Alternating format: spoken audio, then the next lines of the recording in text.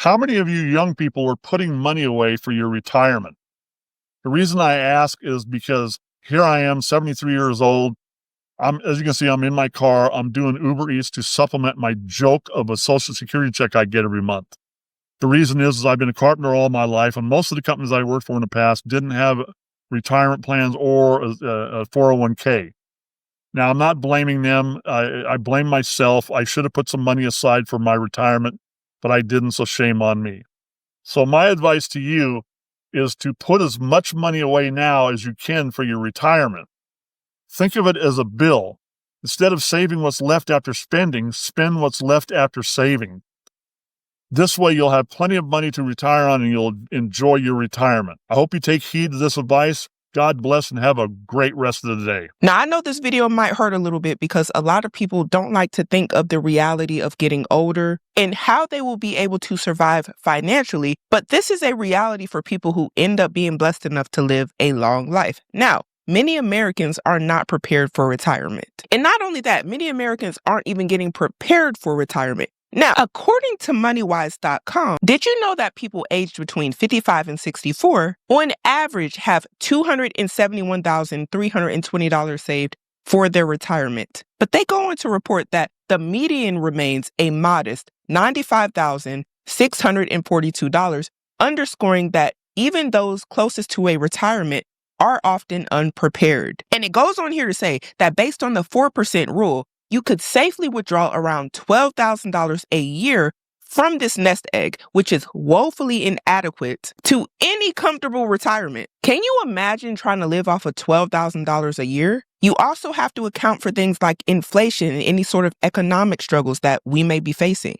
And it goes on to say, meanwhile, the magical number for a comfortable retirement sits at roughly 1.26 million as of 2025. And that's according to a Northern Western Mutual study. Now you're probably wondering, why am I telling you all of this? What he is experiencing is starting to become the norm for a lot of people. These are people that you know, your grandparents, your mother, your father. It could even be you in the future. And honestly, what he's experiencing isn't rare. You know how many people have to either come back out of retirement because they didn't have enough money, or they just were never able to retire because they never had enough resources? And he also touched on something that I thought was very important. He states that he essentially never put any money towards his retirement. Therefore, he does not have enough to retire. The reason why I want to point that out is because people need to have a plan. Sometimes when you fail to plan, you fail to succeed. And you find yourself in an older year trying to still make money. Meanwhile, your body is tired and it's breaking down and you want to rest. Rightfully so, because you've been working your whole life. And don't get me wrong, for 70-something years old, he looks great. But something tells me if he had the opportunity, he would hang it all up right now and just go relax. Gig work is becoming retirement for many. And it's not just for people who failed to save or failed to plan.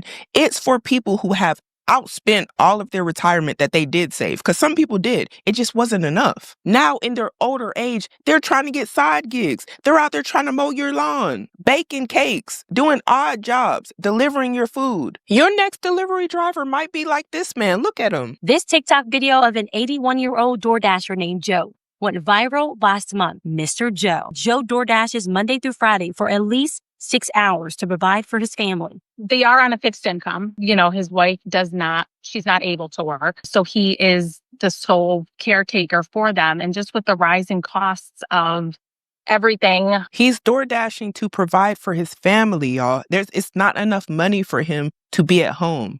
And his wife can't work. The money got to come from somewhere. And they might be old enough for Social Security, like clearly he is. And y'all, it gets worse. And I'm going to show you guys this so you can understand the gravity of what it looks like to get old. This is an elderly veteran that took a delivery job to pay for his home repairs. Y'all, look at him struggling to get up these stairs. And the homeowner watched this video of him struggling. She found out that he had a stroke earlier this year and had to relearn how to walk. Like, oh my gosh, bless his soul. And he's doing delivery services because he needs to still keep his house up to speed. And the poor old man is struggling to get up the steps, y'all. This is just sad to watch. And this next one might actually hurt, like watching, because she does end up hurting herself. But this is a great grandma, y'all. And she's coming to deliver some Domino's pizza to somebody's porch. And she's doing this because she needs the money. That was the story. Now, as y'all can see, she's trying to get up this step. And you know, her knees probably don't work the way they used to. And she ends up falling on the pasta, according to her, which is very sad. She's hurting to get up. She apologized. And the whole reason she's doing this is because she says she needed money and she's actually a retired school lunch lady. And a lot of these older people have the same story. They need money. They're trying to make it in this economy. So they turn to DoorDashing or delivery services, but their bodies aren't as strong as they used to be. So they are more susceptible to injuries, falls, things like that. Likely unable to retire with Social Security alone. And even talking to older people in my life, they seem to think that Social Security is retirement. That is the end all be all. And when they reach a certain age, they are going to be able to relax. And honestly, that couldn't be further from the truth. It was never intended to be your sole source of income. But don't take my word for it, because who am I? And y'all know I like to bring the facts. This is the Social Security Administration.gov website. The Social Security Act was signed into law by President Roosevelt on August 14th, 1935. And this is the statement President Roosevelt gave upon signing the Social Security Act. We can never insure 100% of the population against 100% of the hazards and vicious something of life. Why was he using big words? Anyway, but we have tried to frame a law which will give some measure of protection to the average citizen and to his family against the loss of job and against poverty-ridden old age. Now, this is proof that Social Security was designed as some sort of protection, but not the end-all be-all, and definitely not somebody's whole entire retirement plan. Y'all, there was two major provisions that were related to the elderly. One was Title I and the other was Title II. In Title I was grants to states for old age assistance, which supported states' welfare programs for the aged, which is essentially welfare for older people. And that welfare was intended to be short term. But the one that most people are referring to whenever they're talking about, hey, I was making all this money when I was working and paying into Social Security for my retirement, they're talking about Title II. And it says here that it was Title II that was the new Social Security insurance program that we think of as Social Security, which was intended to be paid to primary workers at the age of 65. And again, these benefits were to be based on payroll tax contributions that the worker made during his or her lifetime. Now, if you didn't work, you probably don't have much contributions. You see what I'm saying? Now, it goes on to state here something very important and crucial. It says here, as President Roosevelt conceived of the act, Title I was meant to be a temporary relief program that would eventually disappear as more people were able to obtain retirement income through their contributionary system. Essentially, the vision was that people would have retirements and savings and other things like that, even pensions, to help supplement this Social Security that they would get. But ask yourselves, are a lot of people getting pensions? Are they getting retirement from their jobs? Are jobs even offering these things to people? And keep in mind that Social Security was there to be supplemental to those things that you already had in place for your retirement, not the end-all be-all. And this is according to the Social Security Administration.gov website. This is not my feelings, y'all. This is the facts. Now, the thing we have to discuss now in current time, 2025, because this was written in like 1935 or something like that, if you do not have any sort of pension and you do not save any money and your job does not allow you to retire, and that was the whole reason why Social Security was supposed to be there to aid you, what do you do when you don't have them? You end up like this man here trying to find your own income and you have to keep making money. Which is why I like to talk about saving and investing into yourself so much. We are not living in the times that this act was passed in, and we have to be honest about what the reality of the situation is for Americans now, for the working class now, for the young folks growing up now. Yeah, maybe your grandma and your great-grandparents were able to get supplemental income through Social Security, which, I mean, that might be up in the air if we can even get that in the first place, but I digress. If we can get it, it's not supposed to be the end-all be-all. And we definitely probably aren't able to retire from jobs. So that means that you have to put money into yourself. You have to invest. You have to save. If you don't do it for yourself, there is probably likely for you not going to be any jobs that are going to retire you. And if you have a job that does retire you, that's a blessing because most people aren't going to get that nowadays. You have an option to invest into your 401k. And a lot of people likely aren't taking those because they want all their money right now and they want to spend it right now. And they aren't thinking about when they're this man's age, when they're 73 years old, what is going to be the reality of their situation, of their life? Are you going to have to be a door greeter at Walmart? Are you going to have to DoorDash or go get in a robo taxi or whatever new innovations we have come out in the next 20, 30 years? Are you going to have to do that because you didn't have any money saved for retirement? But also the way that that act was written doesn't work for the current times. We simply as a whole, for our generation, are not being offered the same things that people were being offered in the 1930s, in the 1940s, heck, even in the 1990s. And you know what? I want to talk about the comments. The first one is interesting, and y'all never seem to disappoint with these sort of topics. The comment says, "My funeral will be my retirement." How many people honestly have the same sentiment as this person? Because as I'm looking over, it has 300,000 likes. The most liked comment under this video. Essentially, they're saying they're going to work till they give up the ghost. And somebody underneath that says, "I retired almost 3 years ago and my 401k is 100k more than when I stopped adding to it. And I take monthly withdrawals. The market is booming, LOL." Somebody else says, "Retired 3 years ago. Again, you didn't build wealth in this economy, so your opinion is worthless at this point. Congrats, you dodged a bullet, not being older than colored TVs." And I know a lot of people have this sentiment like, oh, you had to have done it way back in the day or it's impossible to do. The honest reality of the situation is a lot of the time it's just time. Time is going to do its thing. That's one thing that the older generation has on us. They have time. They went through the ups and the downs, and they had the option to invest or not to invest, to save their money or not to save their money. But just think about if they pulled all their money out the market and was like, I'm too scared every time that something got a little shaky, who knows what they would have during retirement? My whole point is you can't compare 5 years of you investing to potentially 30 years of somebody investing. It's not even the same. If you started to invest right now, 30 years from now, you may look back and say, man, what a time it was. But it's only because you were doing the action that a lot of people just didn't want to do. They had to spend all their money, or they were spending all their money. And maybe you said, hey, I'm going to put something aside for myself, $100 a month. And I'm just do it like clockwork. And I'm not going to sit here and be like, oh my gosh, I'm losing money. You're not retiring next week. You got 30 more years of working. So you just do the thing, and then you're going to be that same old person somebody is talking to later like, yeah, you were alive during the beginning of the AI boom. You see how that works? We're all going to be part of a generation or part of something where somebody looks back like, yeah, well, you were able to do this then. The question is, what are you going to do? Because you can't help when you were born. We're already here. And time isn't going to stop for none of us. So one thing we can look forward to if we're blessed enough to wake up every morning is old age. Aging, getting older every day. One day you're 18, the next day you're 25, the next day you're 35, the next day you're 40. It happens. And none of us know when we gonna go. Do you just want to be spending all of your money every month?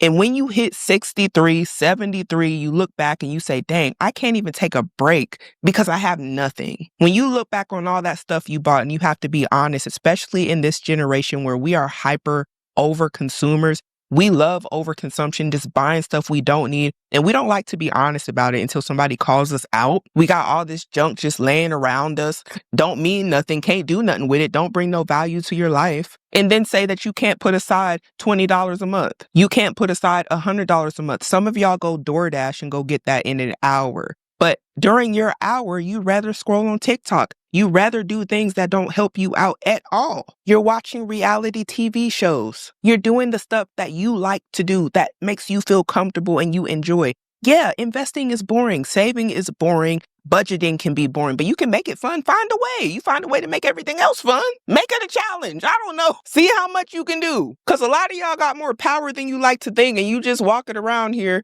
unused potential. Going to a bunch of foolishness. Somebody here says, my 14-year-old has a Roth IRA, and I love that.